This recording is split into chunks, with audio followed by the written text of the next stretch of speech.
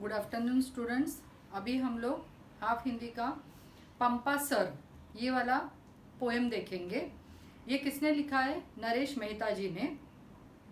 और उन्होंने क्या बताया है, पंपा सर ये एक झील है, मतलब एक छोटा सा तालाब है।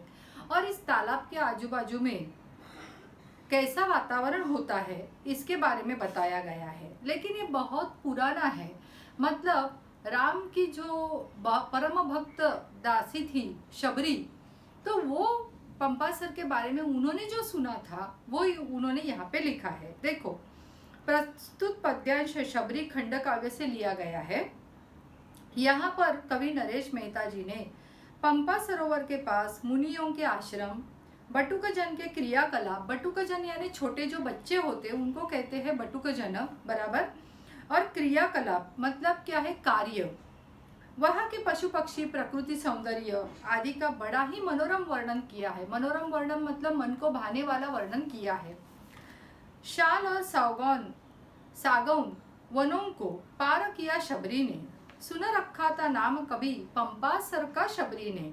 मतलब पंपा सर ये जो झील है वहां पे जाने की शबरी को बहुत ज्यादा उत्कटता थी, उत्सुकता थी। क्यों? क्योंकि वहाँ का माहौल, वहाँ की ऋषि मुनि, वहाँ का यज्ञ याग, ये सब उन्होंने कहाँ से सुना था। और इसीलिए वो पंपा सर जाने के लिए उन्होंने क्या किया था? देखो, शाल और सागौन, शाल का मतलब साग वृक्ष, और सागौन के वृक्ष जो थे, तो उन वृक्षों को उन्होंने पार किया था। मतलब वो जो वन बीच में था, वो वन में कौन से वृक्ष थे? ये शाल का था और सागौन के वृक्ष थे। और वो शबरी जी ने क्या किए थे? पार किए थे। पंपा सर में बड़े बड़े ऋषि मुनियों के है आश्रम, ज्ञान व्यान तप आराधन के तीर्थ रूप है आश्रम। अभी देखो, पंपा सर में बहुत सारे ऋषि मुनियों के आश्रम है। बड़े बड़े ऋषि वहाँ पे आते हैं, यज्ञ याग करते हैं, जप तप करते हैं, बाद में वेद पठन होता है। इस तरह से तप और आराधना से वो पूरा का पूरा आश्रम कैसे है? तीर्थरूप है। तीर्थरूप है मतलब क्या है? बहुत ही पवित्र है। वहाँ की वास्तु कैसे है? बहुत ही पवित्र है। क्योंकि क्या है, वहाँ पे बड़े बड़े जो ऋषि मुनि हैं उन लोगों ने वहाँ पे क्या किया है? ज्ञान अर्जित किया है और दूसरे भी लोगों को ज्ञान देने की प्रक्रिया की है। प्रातः काल हुआ ही था। प्रातः काल यानी सूर्योदय का समय। सब स्नान ध्यान में रत थे यानी मग्न थे। पूरे के पूरे स्नान और ध्यान करने में ही सारे ऋषि मुनि मग्न थे। कोई स्नान कर रहा था, कोई क्या बोलते, बड़े से खड़क पे बैठ के या शिला पे बैठ के ध्यान कर रहा था, या पेड़ के नीचे बैठ के ध्यान कर रहा था। उसके बाद यज्ञ आदि के लिए बटुकजन लकड़ियां बीन रहे थे मतलब क्या कर रहे थे? इकट्ठा कर रहे थे। जो छोटे छोटे ऋषि मुनियों के जो बच्चे थे वो क्या कर रहे थे? यज्ञ होता है, याग होता है, उसके लिए क्या लगती है? छोटी छोटी लकड़ियां लगती है, तो वो वहां इकट्ठा कर रहे थे। कोई क्यारी छाट रहा था, सींच रहा जल कोई, दुही जा चुकी थी गाय सब, रंबा रही थी कोई क्यारी छाट रहा था का मतलब क्या आता है कि हर ऋषि पुत्र कोई ना कोई काम कर रहा था। तो उसमें से कोई क्या कर रहा था? क्यारियों की खुदाई कर रहा था। उसके बाद कोई सींच रहा था जल कोई, मतलब क्या है? किधर तो कोई जल सींच रहा था, जल डाल रहा था जमीन के ऊपर, या फिर पूरे के पूरे क्या बोलते हैं ना, फूल के जो पेड़ पौधे जो थे उनके ऊपर वो लोग जल डाल रहे थे। दूही जा चुकी थी गाय सब, दूही मतलब धोना, सभी गाय क्या हो गई थी? धो के साफ सुथरी हो गई थी। और कोई क्या कर रहा था? उनका दूध निकाल रहा था। रंबा रही थी कोई, तो कोई क्या कर रही थी? रंबा रही थी मतलब कोई आवाज कर रही थी। गीले आंगन के हरिणों के खुर उभरे पड़ते थे, बैठ आम की डाली पर तोते चीख पड़ते थे। देखो, अभी वहाँ का माहौल है, ऋषि मुनियों का आश्रम है, मतलब वहाँ पे हिरण आएंगे, तोते आएंगे, सुंदर सुंदर पशु पक्षी और आएंगे, मोर आएंगे, सब कुछ आएगा। क्योंकि वो क्या है ना, एक पवित्र वास्तु है। इसके लिए वहाँ पे कौन थे? गीले आंगन में हरिणों के, मतलब आंगन जो पूरा का पूरा उन्होंने पानी से सींच रखा था, तो उसके ऊपर क्या हो गया था? गीले आंगन पे हरिण जो दौड़ रहे थे, उनके पैरों के निशान सब जगह पे उमट रहे थे, आ रहे थे, उभर पड़ रहे थे। बैठे आम की डाली पर, और आम के जो वृक्ष थे उसके ऊपर क्या थे? डाली के ऊपर क्या थे? तोते बैठे थे। और वो क्या कर रहे थे? चीख रहे थे, मतलब क्या कर रहे थे? आवाज कर रहे थे। जल कलशी ते ऋषि कन्याएं, यहाँ पे देखो, यहाँ पे जो चित्र दिया है वहां पे कलसी है, तो जल कलशी मतलब क्या है, जल लेने के लिए ऋषि कन्या कलसी लेकर गई थी। पोखरा आती जाती, पोखरा आती जाती मतलब क्या, यहाँ पे आएगा कि पोखर आती जाती मतलब क्या है, छोटे तालाब, पोखर का मतलब छोटा तालाब, छोटे तालाब के ऊपर वो क्या कर रही थी, ऋषि कन्याएं जो कलसियां थी उनको भर भर के, घड़े को भर भर के वो क्या कर रही थी, पानी आती जाती मतलब लेने के लिए आ जा रही थी। भीगी एक वसन में वे सब धूले चरण घर चलती। अभी एक ध्यान में रखो, कभी भी आश्रम में आते जाते समय क्या होता है ना, वहाँ की वास्तु बहुत ही पवित्र होती है। तो ऋषि कन्याएं जैसे ही वो पोखर पे जाती थी, छोटे तालाब पे जाती थी, तो पहले पूरा स्नान करती थी और गीले वस्त्रों से ही, आज भी गांव में भी गीले वस्त्रों से ही मंदिर में जाया जाता है। और या फिर अगर कभी पंढरपुर गए हो तो पंढरपुर में भी चंद्रभागा नदी में स्नान करने के बाद लोग गीले वस्त्र से ही मंदिर जाते हैं या अपने घर जाते हैं। ऐसा ही माहौल वहाँ पे भी था। सारी ऋषि कन्याओं ने क्या किया था, वहाँ पे स्नान करके वो गीले वस्त्र परिधान करके ही वापस अपनी अपनी ऋषि मुनियों के मतलब कुटियों की तरफ आ रही थी। समझ में आया? अभी आगे, यज्ञ वेदिया सुलग चुकी थी, सुलग चुकी थी मतलब जल रही थी। यज्ञ वेदिया, वेदिया मतलब क्या है कि उसमें डालने वाले जो भी सारा सामान होता है यज्ञ में, लकड़ियां होती है, बाद में थोड़ा सा धूप होता है, बाद में तूप होता है, बाद में और भी बहुत कुछ होता है। वेद पाठता जारी, और वो क्या था, पूरा का पूरा क्या हो रहा था, सुलग रहा था। और वेद पाठ मतलब क्या, बोलने की जो क्या बोलते हैं ना, वेद पाठ मतलब क्या है, जो हमारे घर में जब पूजा होती है तब ब्राह्मण जो पठन करते हैं उसे वेद पठन कहते हैं। मतलब क्या है, शास्त्र के जो पूरे के पूरे बुक्स होते हैं उसे वेद पठन कहा जाता है। समझ में आया आपको?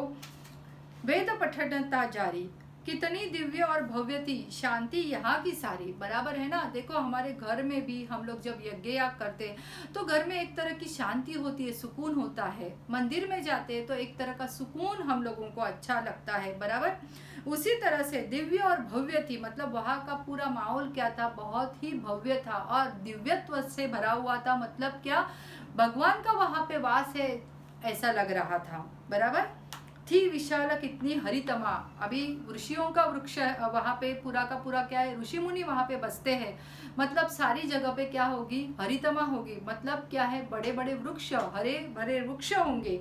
शोभित थी पग वाटे, पग वाटे मतलब क्या है, पग वाटे मतलब चलने का जो राह होती है, रास्ता होता है, वो भी क्या थी, शोभित थी। मतलब क्या है, पूरे के पूरे फूलों से, बाद में अन्य पहाड़ पेड़ से, वो क्या थी, बहुत ही सुंदर थी। था विराट वटवृक्ष खड़ा, अभी वटवृक्ष मतलब क्या है, देखो बैनियन ट्री।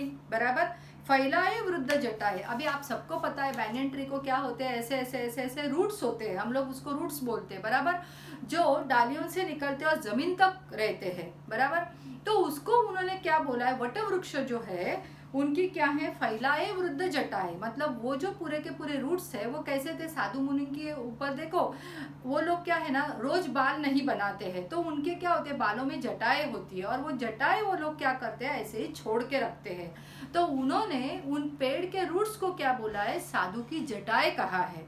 समझा आपको?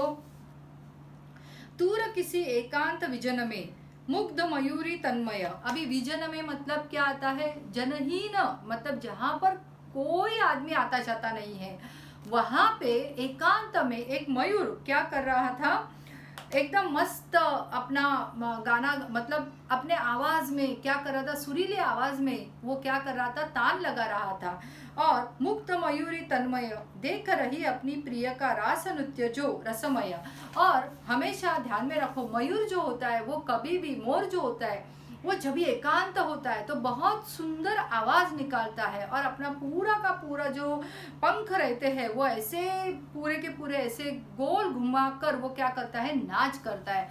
और वो नाच जो है वो मयूरी क्या होती है, बहुत ही प्रेम से, तन्मय से देखती है। समझ में आया?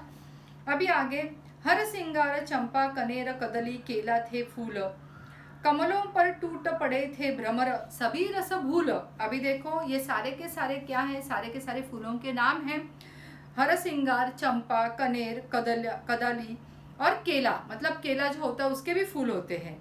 कमलों पर टूट पड़े थे भ्रमर। भ्रमर मतलब क्या है, जो भ्रमर होते हैं ब्लैक कलर के, वो क्या करते हैं, कमलों के ऊपर ही मंडरा रहते हैं, क्योंकि बाकी के सारे फूलों के रस से कमल का रस जो होता है वो बहुत ही मधुर होता है, और उसे पीने के लिए सारे भ्रमर उसके ऊपर टूट पड़े हैं।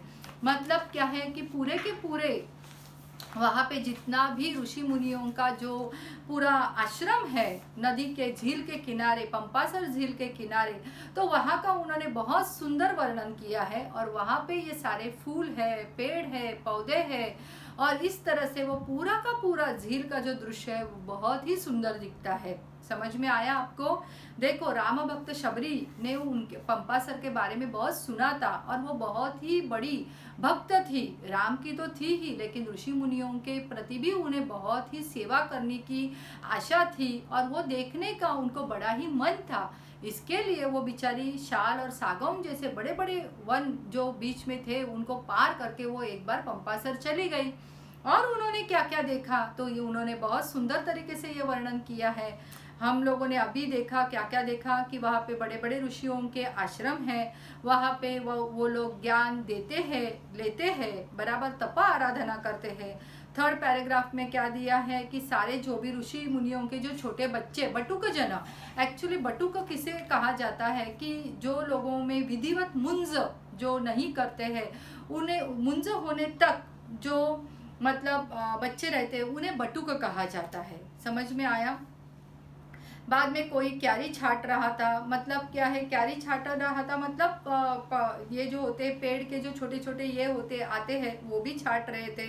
कोई क्या कर रहा था, जल सींच रहा था। कोई गाय को नहा मतलब दूही जा चुकी थी, मतलब धोकर हो गई थी कि कोई कोई की गाय। बाद में क्या है, हरिण थे, वो भी क्या कर रहे थे, नाच रहे थे। उसके बाद तोते भी चिल्ला रहे थे।